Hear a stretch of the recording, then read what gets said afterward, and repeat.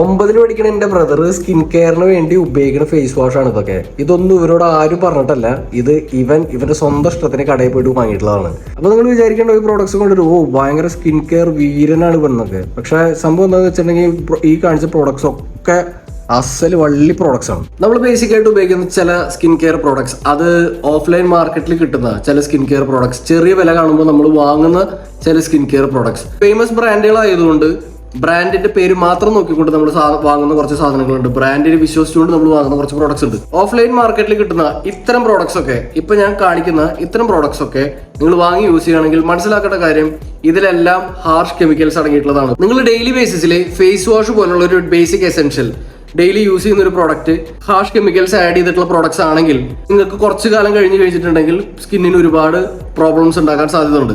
അതുകൊണ്ട് തന്നെ ഓഫ്ലൈൻ മാർക്കറ്റിൽ കിട്ടുന്ന എല്ലാ പ്രോഡക്ട്സും നിങ്ങൾ കണ്ണടച്ച് വാങ്ങി യൂസ് ചെയ്യരുത്. പ്രത്യേകിച്ച് ബ്രാൻഡിന്റെ പേര് കൊണ്ട് ഒരിക്കലും ഒരു പ്രോഡക്റ്റ് നിങ്ങൾ വാങ്ങി യൂസ് ചെയ്യരുത്.